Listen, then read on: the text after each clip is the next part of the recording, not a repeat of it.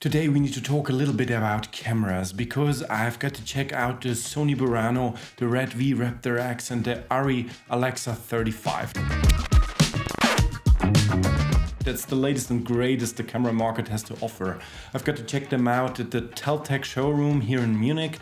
Good friends, and I buy all my gear from them, so thanks a lot for letting me try out these cameras. And my good friend Luca Zanna helped me with the test. We've used Nisi Athena Primes to get a different look over all these cameras, and I also threw my nifty FX3 in there to see how it compares to these behemoth cameras. They're like 10 times the price of my trusty little FX3.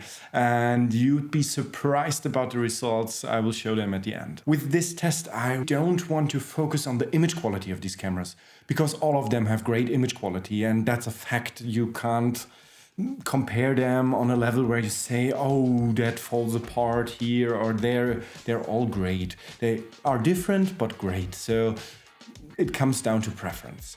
And what I wanted to see is how they handle in different scenarios. Because for me, as a documentary and commercial DP, I shoot from small projects where we are just two people running around to bigger doc shoots where I have a bigger crew and more lights and more time on my hands and more money for the productions, as well as commercial shoots where I have a bigger team and where I'm more focused on the perfect image rather than just following a story. So for me, I really need a body that holds up in all of these situations and never lets me down.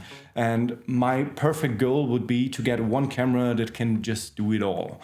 These cameras, by being pretty similar and so different from each other, offer an exceptional image quality. They're the best of the best in their category, and with what we've shot on the day, it was just a short period of time where we had access to all of these three bodies. We've set up an interview and just compared how the cameras would handle the situations. So first let's talk about the Burano, the new kid on the block. And I have a little cliffhanger here. I actually just bought it and I will receive it next week, and I'm quite happy when I get it. I will try it out and shoot a little bit with it, and then we will go deeper in what the Sony Burano actually is and what it isn't. Trying it out on this first glimpse I had with the camera, it was pretty obvious. It's more geared to the documentary DP, also operators who are working in the doc field. It's pretty ergonomic, it's not that heavy, and you have all the easy access from the FX bodies coming to the Cine Alta body with the Sony Burano. This cross between FX and Cine Alta is just an amazing thing because you get the image quality nearly on Venice levels, and also you get the ease of use from FX9 and FX6. For me, a big point here is it's not as easy to use as a FX6. I was never a friend of the FX9 because it didn't got the one tap of a button 120 frames per second. You always need to get into the menus. The Burano has the same problem. With FX6 and FX3, one press of a button, I'm in 100 or 120p. And I think that's just mind-blowing how these little small cameras can offer me more usability than such a big body that the Burano has. Time for a little break, fellas. We need to talk about Artlist. On their website, there's this new voiceover section where you can just find a voice you like out of this catalog. They're exclusive to Artlist, so you won't hear them on any other website. And you can use them included into your Max subscription. If you don't have it, you can always upgrade. I have a little discount code in the subscription. And you can just type in whatever text you want. And then I will do my magic to bring the most advanced AI voiceover to your films. By using these three sliders, you can fine-tune how I sound so I perfectly fit your needs. With this tool, I think it brings so much value for us filmmakers that we can just use it in trailers and commercials. Even if you do a little documentary and have a no budget, then we can use this feature to give some more life to the story and have a professional voice acting in our... My phone says I need to go to sleep. Maybe you should better get back to the main topic and tell the people why you spend $30K on an overpowered camera. The big selling point for me of the Burano is actually the coming firmware updates, because the Burano is quite a strange thing right now. It has pretty big quirks and problems Like the IR pollution will never go away. I will go into that later. But it has so strange outputs via the SDI and HDMI. You always need to work around it. Then you can't get into the high frame rates when you're in full frame. You need to crop it. And stuff like this is just not usable on documentary shoots. And while the FX3 and FX6 can do that, the Burano can't. For me, the coming firmware updates will solve that problem, and I'm willing to make up with it until the new firmware is on the camera. So why are we even considering a Burano over the smaller bodies from Sony? I think it comes down to the raw image quality, because it's just better coming out of the Burano, but I will show you the comparison to the FX3 and it's shockingly close.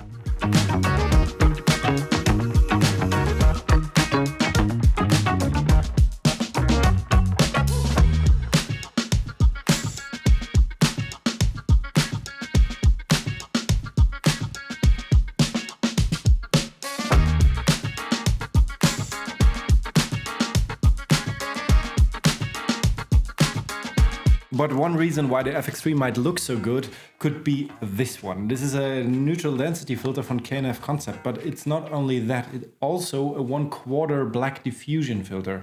And they've sent this out to me. I had the opportunity to test it out and I've quite come to like the look of it, because it spares me from stacking filters on top of each other and still get this nice black diffusion in the highlights, like you see the bloom of these lights over there. All the B-roll of the test was shot with this filter and I think I quite love the look of it. I will be doing a giveaway with this filter. Just subscribe to my channel, like this video and write me a little comment why you want to have this, and then I will pick a winner and announce it on 4th of August. And K&F Concept will ship it directly to you. But what was it about the Burano? Overpriced, quirky. You got infrared pollution problems with the ND filter. The most important selling factor for me with the Burano was the IBIS as well as the internal variable ND. And that might be the only reason why I take this camera over an FX3 or FX6. And with that coming into one body, that makes it just perfect for documentary work. In the Burano, you got the native E-mount, where it opens up the world of all the Sony lenses, and the active image stabilization is also possible then. I use this a lot in my FX3 because it just works nice.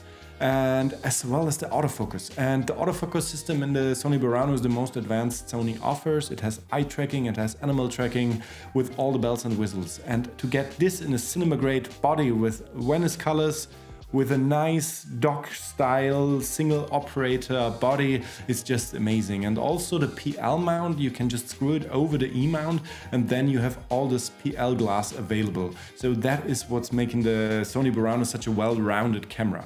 I think it's just a good investment if you really have corporate work where you need 8.6K RAW as well as shoot a lot of documentaries, and that's pretty niche product. If you only shoot documentaries, I think this camera is complete overkill. And if you only shoot corporate work, then we get into a next competitor, and that's the RED V-Raptor. Because this camera with the global shutter and also 8K and the VistaVision sensor, the full sensor readout when you shoot anamorphic, and also the high frame rates, it's just an amazing package. And I think you don't need image stabilization when you do corporate or scenic work, because you are much more capable to handle the camera better. You don't need to pull your own focus. You can just rig it up. It can be heavy as hell. You don't need to lug it around all day like you need to do on documentary shoots. I can't just pass the camera away all the time. I need to handle it my own. Then the RED comes in very handy because of the nice big monitor it comes with and the ports. It's much easier to work the RED in a big team than it is the Burano because it is built like this, but you need to build it out a lot. So it gets pretty heavy and it zips through batteries like hell. I think for doc work, the RED is really not suited because only the boot up time, where the Burano just, you press the button and it's just there, the RED just boots forever. It takes like, you feel like you're waiting for 5 minutes. It's not that long, it's like 20 seconds or something, but it's just not feasible on a doc shoot and you need to restack these batteries. It doesn't make sense in this scenario. But I think the new RED is just an astonishing, amazing body. If you need the best image quality, the highest resolution, nice frame rates, and with that coming to the Arri 35 with the new Arri sensor that's just in another league when it comes to dynamic range. The RED and the Burano just stack up. I think there's no big difference. But with the Arri, I mean, they shot the underwater welder for their promo video, and I think you can't go more dynamic range in the picture than that. And even there it holds up. It sees more than your eye. And Arri is just Arri. It just works. You have these cameras engineered to such a level where you don't need to worry about any settings or stuff anymore. It's so easy to use that you just boot it up and shoot and forget about all the tech. All these problems and quirks you have with the Burano and need to wait for a new firmware, Arri just gives you a complete camera package. I think with the Arri you could easily shoot everything. The weight isn't that bad and the handling is amazing, the menus are amazing. The 4.6K sensor, I think it's just the sweet spot. I never need more than 4.6K on any doc work, and on image and corporate stuff it depends. If you want to make your footage really future-proof, I think that is a point, and that's why I'm going with the Burano. But for now, I think the 4.6K is more than enough, and the image quality out of the Arri is just, the skin tones are just amazing. There are two big differences from the Arri to these other cameras. It has a Super 35 sensor compared to the full frame on the other bodies, as well as the price point. The RED and Burano are in the same playing ground, but the Arri is just 3 times more expensive than these other bodies. And I think taking that in consideration, the RED and Burano come much more attractive because I could just buy both of these cameras and still have 20,000 euros to spend on my next project. Coming to a conclusion, with the Sony Burano you got a well-rounded camera that will hold the test of time and will only get better from now on. I think we can use it for the next years and it's just an amazing camera package. It has a lot of quirks, and the biggest problem with the Sony Burano is the IR pollution. When it's very sunny outside and you use the camera with the internal ND, it has an IR pollution problem. I'll link a video down below on only this topic because it's quite important and you really need to keep it in mind when you're thinking about shooting with this camera. Other than that, I think it's just an amazing camera and a tool we can all work with for the next years. On the other hand, the RED is well established. You will always get this wow factor because you got a RED camera and it produces stunning images. You can rig it up, commercial, scenic work, wonderful camera. And the Arri is on a different level, not only because of the price point, but also because of the Arri ecosystem that works so well. Coming from shooting documentaries with the Mini LF a lot, I've used it with the master grips and all the Arri accessories. It's just a breeze to work with the Arri camera, but it zips through batteries. You need a little bit more support from your crew to shoot doc work with the Arri camera. But other than that, it's just an amazing tool to work with, and you can most of all forget about the tech and just do stunning visuals. Since now you've seen all the pictures coming out of these cameras, you can maybe make up your own mind. That's not at all scientific. I used the color checker to kind of grade it to the same look. I could easily pull a little bit more work into it and all would look exactly the same. But for me, the big winner of this test is the camera shooting me right now, and that's my trusty FX3. Because the picture coming out of it is just holds up with the other cameras, and that's astonishing because it's at the fraction of the cost. Thanks for watching. If you want to learn more about the Burano and other tech, subscribe to my channel. And if you want to know something about the Sony G Master 2 lenses, I have a video right here for you. Goodbye and see you next time.